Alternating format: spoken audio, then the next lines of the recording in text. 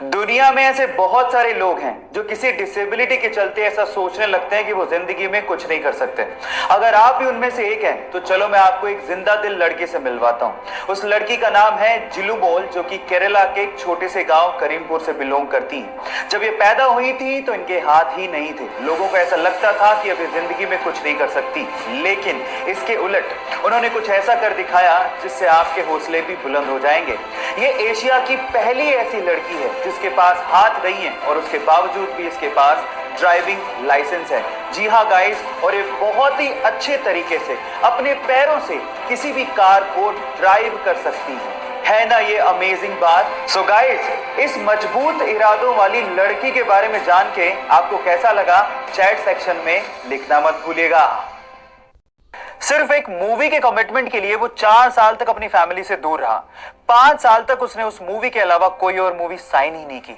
उन 5 सालों में बहुत सारी एडवर्टीजमेंट के ऑफर थे, लेकिन उसने एक भी एडवर्टीजमेंट का ऑफर एक्सेप्ट नहीं किया। हालात ये थे कि 5 सालों में वो बैंकरप्ट हो गया था। बहुत सारे एडवर्टीजमेंट वाले उसे एडवांस में पैसा देने को तैयार थे। पैसे की तंगी थी, उसके बावजूद भी उसने एक भी एड नहीं की और सिर्फ उस मूवी पे ध्यान दिया। फाइनली वो मूवी हिंदुस्तान के इतिहास की सबसे बड़ी ब्लॉकबस्टर साबित हुई। 2000 करोड़ का बिजनेस करके उसने सबको चौंका दिया। गलत किया देवसेना, औरत पर हाथ डालने वाले की उंगलियां नहीं काटते हैं उसका गला। Yes, I am talking about Baahubali और स्टार एक्टर का नाम है प्रभास। सो गाइज, सीखने लायक ये है, if you are committed towards anything you will be successful one day. Australia match में क्रीज पर थे सचिन और उन्हें बोल करने के लिए खड़े थे ब्रेड हॉक। हॉक की एक डिलीवरी पे सचिन बोल्ड हो गए। अब ये दिन हॉक की जिंदगी में बहुत बड़ा था क्योंकि उन्होंने पहली बार सचिन को बोल्ड किया था। मैच खत्म होने के बाद हॉक सचिन के पास गए और उन्होंने कहा कि प्लीज आप इस बॉल पे ऑटोग्राफ दीजिए। सचिन ने ऑटोग्राफ देते हुए कहा कि अब ये दिन तुम्हारी जिंदगी में दोबारा कभी नहीं आएगा। उसके बाद 35 टोटल एनकाउंटर हुए सचिन और ब्रेड हॉक के बीच में, लेकिन ब्रेड हॉक उसके बाद कभी सचिन को बोल्ड नहीं कर पाए। अब स्टोरी शायद आपने पहले भी सुनी है, मैं आपको क्यों सुना रहा हूं, क्योंकि मैं जानता हूं कि जब आप पब्लिकली कोई कमिटमेंट करते हो तो उसको पूरा करने के लिए जान लगा देते हो। तो आज आपके पास मौका है। इस वीडियो के नीचे आप लिखो कि आप क्या बनना चाहते हो, पब्लिकली बताओ, और उसके बाद उसको पूरा करने के लिए जी जान लगा दो। So comment your dream right now. छुट्टियां किसे अच्छी नहीं लगती, और छुट्टियां होनी भी चाहिए जिससे हमारी वर्क एफिशिएंसी इंक्रीज होती है। और इसी चीज को लेके जापान की गवर्नमेंट ने एक लॉ निकाला है जिसका नाम है हॉलीडे बाय लॉ।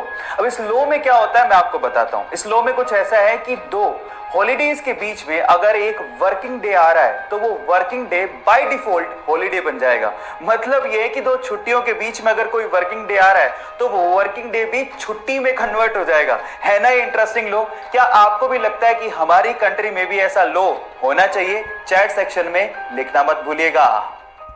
के लिए जब वो शताब्दी एक्सप्रेस से दिल्ली जा रहा था तो उसने गोली चलने की आवाज सुनी। पीछे का यात्री आया और उसने कहा कि उसे गलती से गोली चल गई है। क्योंकि गोली उसे लगी थी तो वो वहीं बेहोश हो गया। अस्पताल में जब उसकी आंखें खुली तो डॉक्टर ने उसे कहा कि तुम अब कभी भी हॉकी नहीं खेल सकते हो क्योंकि तुम्हारी बॉडी का नीचे का पार्ट पैरालाइज हो चुका है। ऐसा सुन के उसने डॉक्टर से कहा कि सर बोरा गेट, अब प्लीज आप बाहर चले जाइए क्योंकि मुझे नेगेटिव लोगों की जरूरत नहीं है। हॉकी खेलने की इतनी शिद्दत थी कि 3 साल बाद जब वो मैदान पर उतरा तो इंडिया के लिए उसने रिकॉर्ड्स की झड़ी लगा दी। 13 साल बाद उसने इंडिया को अपनी कैप्टनसी में अजलान शाह कप जितवाया और लंदन ओलंपिक क्वालिफाइंग टूर्नामेंट में 16 गोल दाग के रिकॉर्ड बना दिया। Yes, I am talking about Sandeep Singh. उसकी जिंदगी से आप एक बात सीख सकते हैं कि जिंदगी में जब बुरे दिन आए तो याद रखिएगा, दिन बुरा है, जिंदगी नहीं।